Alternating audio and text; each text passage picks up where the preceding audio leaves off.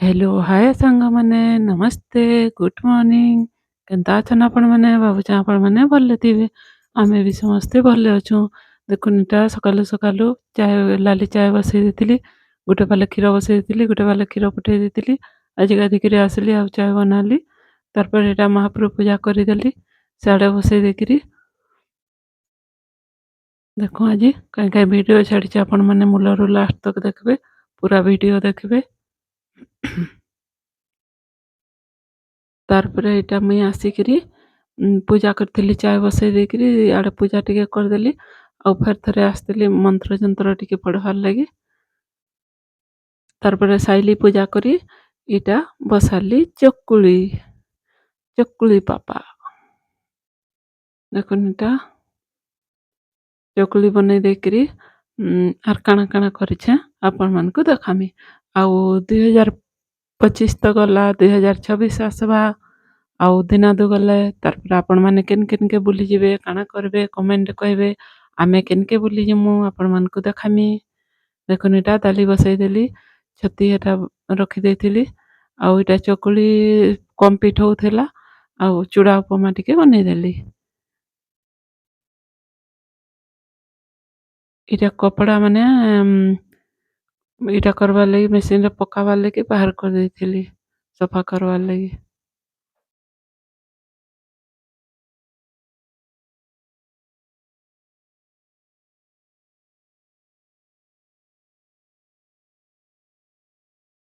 କାଚିକିରି ରଖିଦେଇଥିଲି ଇଟା, ତାପରେ ତାହାକେ ଶୁଖାବାର୍ ଲାଗି ଇଟା ନାଇଁ ଶୁଖେଇତେ ଖାଲି ସଫା କରିକିରି ଥୁଇ ଦେଇଥିଲି।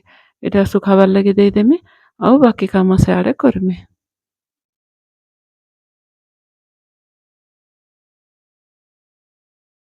ଇଏ ତାର୍ ବାଟେ ଶୁଖୁଥିବା, ଆଉ ମୁଇଁ ମୋର୍ ବାଟେ କାମ କରୁଥିମି।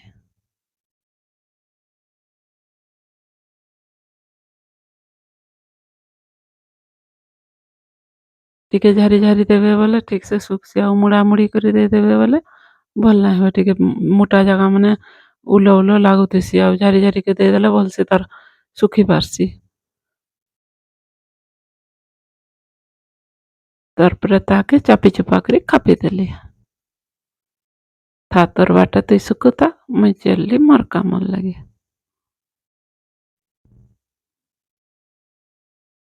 ଇଆଡ଼େ ପକେଇ ଦେଇଛେଁ, ଇଟା କମ୍ କପଡ଼ା ଥିଲା, ଅଲଗା ବେଲେ ଇଟା ସଫା କରିମି।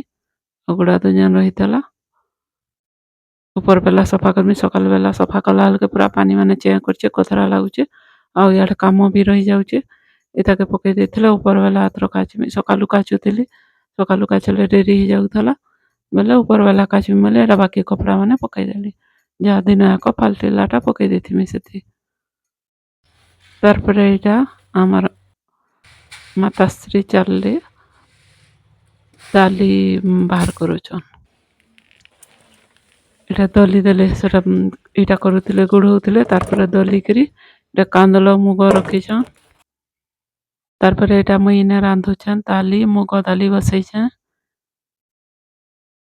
ନାଇଁ ପଡିଯିତାଇ ତାକେ ଘାରି ଘୁରାକେ ରଖିଦେଇଥିଲି। ଆଉ ଛତି ଯେନ୍ ଦେଖିଥିଲି, ଏଟା ଛତିକେ ଭାବୁଛେଁ ଆଜି ପିଠଉରେ ସାନିକିରି ଭାଜ୍ମି। ରାତିରେ କାଲି ରାନ୍ଧଥିଲି ବେଲେ ଟିକେ ପୁରୁଣା ହେଇଗଲାନ, 2-3 ଦିନ୍ ହେଇଗଲାନ ବେଲେ ଭଲ୍ ନାଇଁ ଲାଗ୍ଲା ସେଟା। ହେତିର୍ଲାଗି ଭାବୁଛେଁ ଆଜି ତାହାକେ ପିଠଉ ସାନିକି ଭାଜିଦେମି। ଆଉ ଇଟା ଆଣିଥିଲି ମିଲ୍ ମେକର୍, ତାକେ ବତୁରେଇକି ସିଝେଇ ସୁଝାକେ ରଖିଦେଇଥିଲି। ଆଉ ଇଟା ଲାଉଟେ ଜଣେ ଦେଇଥିଲେ, ଗରମ୍ ପାନି ଇଟା ଫୁଟେଇକି ରଖିଥିଲି। ଆମର୍ ଇନେ ସମସ୍ତଙ୍କର କିଡନୀ ଖରାପ୍ ହଉଛେ, ହେତିର୍ଲାଗି ଆମେ ଫୁଟା ପାନି ପିଉଛୁଁ। ଯେତେ ଭଲ୍ ପାନି ବୋଲେ ବି ସାଧା ପାନି ନାଇଁ ପିଇବାର୍ କେ, ଆଉ ଫୁଟା ପାନି ପିଉଛୁଁ। ସମସ୍ତଙ୍କର ଗାଁ ପ୍ରାୟ କିଡନୀ ଖରାପ୍ ହେଲାନ। ତାର୍ ଏଟା ମୋ ଝିଅ ବନଉଥିଲା, ସେ ଏନ୍ତା ମସରୁମ୍ ର ଚିଲି ବନଉଥିଲା। ଆଉ ମୁଇଁ ଭାଜିଥିଲି ଯେନ୍ ଦେଖୁନ୍, ଡାଲିକେ ପଡ୍ଜି ଦେଇଥିଲି। ଏଟା ସେ ଛତି ଭଜା, ଭାତ ରଖିଦେଇଛେଁ। ତାର୍ ପରେ ଇଟା ଆମେ କାଣା ଘିନବାର୍ ଲାଗି ଯାଇଥିଲୁଁ, ଆପଣ୍ ମାନଙ୍କୁ ଦେଖାମି। କାଣା ଘିନବାର୍ ଲାଗି ଆମେ ଯାଇଥିଲୁଁ ଇଟା ଗେସ୍ କରିକିରି କହେବେ। ତାର୍ ପରେ ଆସିକିରି ସନ୍ଧ୍ୟାରେ ଇଟା ଖାଇଲୁଁ ମ୍ୟାଗି। ତାର୍ ପରେ ଇଟା ଆମେ ନିଆଁ ତାପୁଥିଲୁଁ।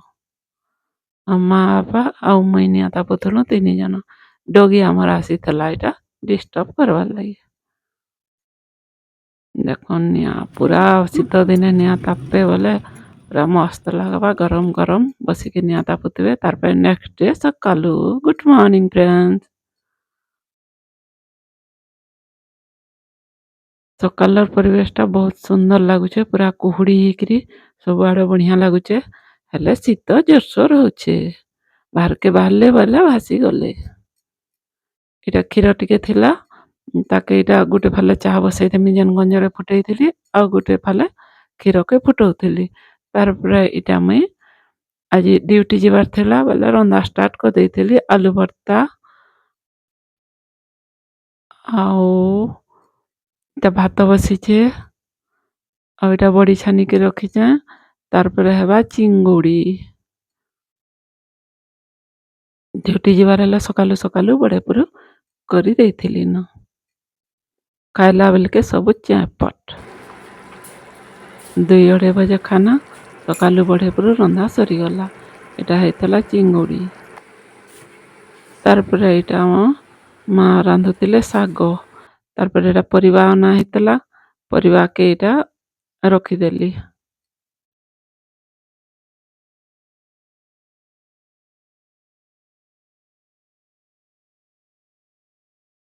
ଏଇଟା ଇଣ୍ଡକ୍ସନରେ ବସିଛେ ଚିଙ୍ଗୁଡ଼ି। ଚିଙ୍ଗୁଡ଼ି କେନ୍ତା ଦିଶୁଛେ ଫ୍ରେଣ୍ଡସ୍, କମେଣ୍ଟରେ ଟିକେ କହିବେ। ବଢ଼ିଆ ଦିଶୁଛେ କି ନାଇଁ, ଟେଷ୍ଟି ଲାଗ୍ବା କି ନାଇଁ ଟିକେ ଦେଖିକିରି କହିବେ। ଧନିଆ ପତ୍ର ଟିକେ ପକେଇଦେଲି। ଗ୍ୟାସ୍ ମୁଇଁ ଆଇଁଷ ନାଇଁ କରେ, ହାତର ଲାଗି ଇଣ୍ଡକ୍ସନରେ କରସି, ନହେଲେ ତ ଚୁଲିରେ କରସି। ଏଇଟା ଆସିଛନ୍ ମାନେ ବାସ୍ନା ଶୁଙ୍ଗିକିରି ଖାଇବାର୍ ଲାଗି ଚିଙ୍ଗୁଡ଼ି ଭାତ। ଏଇଟା ମୋର ପରିବା ଯାକ ନେମି ଫ୍ରିଜରେ ରଖିମି।